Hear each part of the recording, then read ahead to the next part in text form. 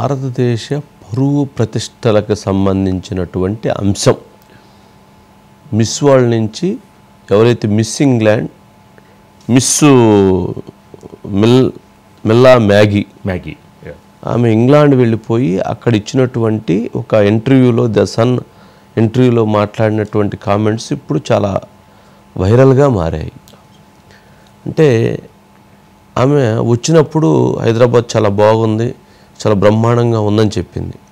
తర్వాత ఎప్పుడైతే వీళ్ళు క్యాంపులని టూర్లని బయటికి తీసుకుపోయి తిప్పిన తర్వాత మరి ఎందుకు వెళ్ళిపోయిందో అమ్మాయి ఇక్కడి నుంచి వెళ్ళిపోయింది. అక్కడ కూర్చున్న ఆ మిస్ వాళ్ళు వెళ్ళిపోయిన తర్వాత అమ్మాయి చెప్పినటువంటిది ఇప్పుడు అక్కడ ఇంటర్వ్యూ ఇచ్చిన దానికి సంబంధించి భారతదేశంలో మహిళల్ని ఎంతో గౌరవంగా చూసుకుంటామనేది ప్రపంచం మొత్తం భావించేటువంటి అంశం.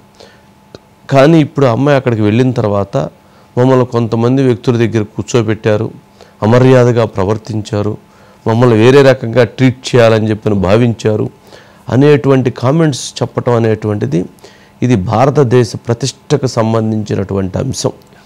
మరి ఆమె వ్యాఖ్యలని ఎవరైతే ఇప్పుడు మిస్ వరల్డ్ నిర్వాహకురాలు ఉన్నారో CEO ఆమె ఖండించారు. వాళ్ళ ఫ్యామిలీ ప్రాబ్లమ్స్ వల్ల ఆమె వెళ్ళిపోయింది ఇంగ్లాండు, అంతే తప్ప ఆమె వ్యాఖ్యలు కరెక్ట్ కాదు అని చెప్తున్నారు. ఏమో చెప్తుంది కరెక్టే, ఆమె బాధించబడినటువంటి ఆమె చెప్తున్నటువంటి వ్యాఖ్యలని కూడా గమనించాల్సినటువంటి అంశం ఉంది. ఎందుకు అనంటే మనం గమనిస్తే మరి దీని మీద మనం మొన్న ఫస్ట్ నుంచి చెప్తున్నాం నిర్వాహకుల యొక్క పాత్ర కరెక్ట్గా లేదు అని. ఎందుకు ఆ నిర్వాహకుల యొక్క పాత్ర కరెక్ట్గా లేదు అని అంటే ఎవరైతే అక్కడ ఆ కార్యక్రమాన్ని నిర్వహించేటువంటి వాళ్ళు ఉంటారో వీళ్ళకి సహాయకులుగా ఉంటారో వాళ్ళకి గైడెన్స్ ఉండాలి. వాళ్ళు ఆ దేశంలో అందగత్తెలుగా వాళ్ళు సెలెక్ట్ అయినటువంటి వాళ్ళు ప్రపంచంలో ఉన్నటువంటి అందగత్తెలందరూ కూడా హైదరాబాద్ అందాన్ని చూసి హైదరాబాద్ యొక్క ప్రతిష్టని భాగస్వామ్యం అవటం కోసం ఇక్కడికి వచ్చినటువంటి వాళ్ళ పట్ల చాలా జాగ్రత్తగా ఉండాల్సిన అవసరం ఉంది. మరి అట్లాంటిది అక్కడ వాళ్ళు నీళ్ళు ఇచ్చి కాళ్ళు తుడిపించినటువంటి పరిస్థితి కూడా వివాదమైంది. అట్లాగే ఓడల మర్రి లేకపోతే ఇక్కడ కొన్ని దగ్గరికి వెళ్ళినప్పుడు ఎందుకనో అక్కడ కూడా కొంత అంటే సక్రమంగా వ్యవహరించలేదు.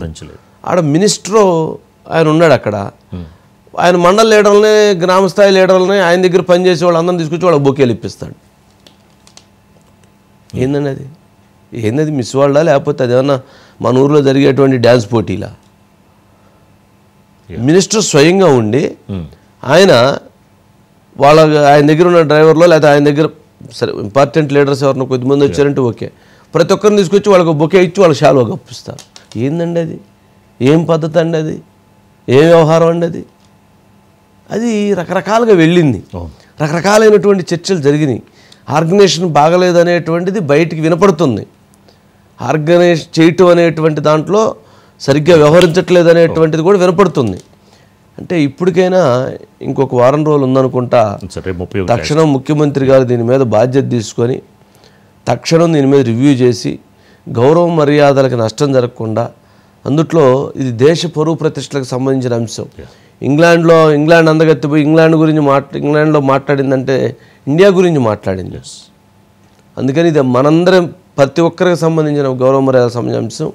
తక్షణం ఇది అంటే అసలు ఏంటి ఫ్యాక్ట్ ఏంటి, ఏం జరిగింది, ఆ మాటల అర్థం ఏంటి, లేదంటే ఆమె ఉద్దేశం అది కాకపోతే ఆమె చేత ఒక మళ్ళీ వీడియో ఇంకొకటి నా ఉద్దేశం అది కాదని చెప్పిస్తే బాగుంటుంది.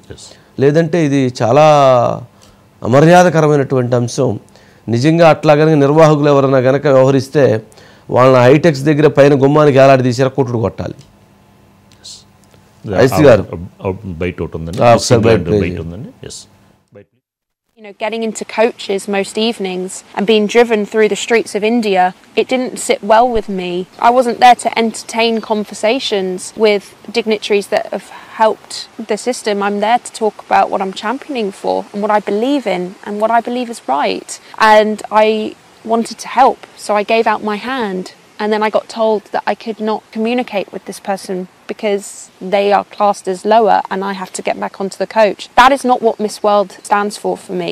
I'm not staying true to myself, which is, and I'm going against everything that I advocate for. If I'd stayed out there any longer, I was conforming. ఇది ఆవేదన వ్యక్తం చేసినట్టు చెప్తుంది. మరి దాని ముందు వెనక ఇంకేముందో మొత్తం తీసి జాగ్రత్తగా.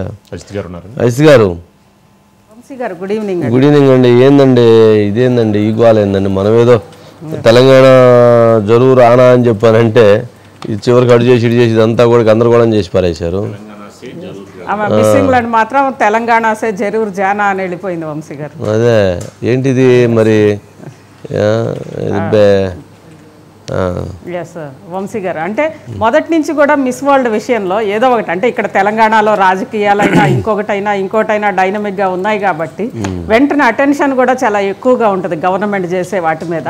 అందులో ఫస్ట్ నుంచి ఒకవైపు మిస్ వరల్డ్ టైంలో యుద్ధం వస్తుంది కాబట్టి మిస్ వరల్డ్ ఆపాలి అని అనేది, అదేవిధంగా రైతుల్ని ముందుకు తీసుకొచ్చి సరే అవి అయిపోయిన తర్వాత నెక్స్ట్ మనకి అక్కడ వరంగల్లో జరిగిన ఇన్సిడెంట్ కూడా వంశీ గారు అది ఒకటి కాంట్రవర్సీ అయింది. అక్కడ నుంచి చూస్తే చివరికి మిస్ ఇంగ్లాండ్ పోటీలు ఫస్ట్ రౌండ్కే పార్టిసిపేట్ చేయకుండా వెళ్ళిపోయిన తర్వాత ఆమె ఒక వీడియో చేశారు. అది ఏంటంటే ఒకటి అంటే ఆ డిన్నర్ కానీ ఒక డేట్ లాగా తీసుకెళ్ళి అందులో ఇద్దరిని కూర్చోబెట్టి మిగిలింది వేరే వాళ్ళని రిచెస్ట్ పర్సన్స్నా లేదా కొంచెం సొసైటీలో హై లెవెల్ పర్సన్స్నా రకరకాల వాటిల్లో నిష్ణాతులన వాళ్ళ ఫ్యామిలీలతో కూర్చున్నట్టుగా మనకు విజువల్స్ కనిపిస్తున్నాయి. కానీ ఆ కూర్చున్న సందర్భంగా వాళ్ళ బిహేవియర్ చూస్తే మేమేదో వాళ్ళని ఎంటర్టైన్ చేయడానికి మమ్మల్ని కూర్చోబెట్టినట్టుగా ఉంది. అదేవిధంగా ఈవెన్ మమ్మల్ని వేసుకొని వెళ్ళమున్న డ్రెస్సులు కూడా అంటే మిస్ వరల్డ్ కాంపిటీషన్స్కి సంబంధించి కాకుండా అదర్ దాన్ కూడా ఇలాంటి డ్రెస్సులే వేసుకోవాలి అని చెప్పి మమ్మల్ని ప్రెజర్ చేయడం, ఇదంతా కూడా మమ్మల్ని ఒక ప్రాస్టిట్యూట్ లాగా నేను ఫీల్ అవ్వాల్సి వచ్చింది అని అనేది ఆమె అన్నారు వంశీ గారు. అది ఏ సందర్భం అనేది అది కొంత మనం చూడాలి. ఎందుకంటే దాన్ని వీళ్ళు ఖండించారు. అలా కాదు, ఆమె తన ఫ్యామిలీ కోసం వెళ్ళిపోయింది, వెంటనే ఆ రన్నర్ అప్ని తీసుకున్నామని వీళ్ళు ఖండించారు. అయినప్పటికీ అంటే అసలు ఒకటి ఎంటర్టైన్ చేయడం, ఆ ముందు కూర్చున్న కుటుంబాలని మేము ఎంటర్టైన్ చెయ్యాలి అన్న విధంగా మమ్మల్ని కూర్చోబెట్టడం అనేది చాలా బాధాకరం. ఎందుకంటే బ్యూటీకి డెఫినేషన్ మారిపోయింది వంశీ గారు.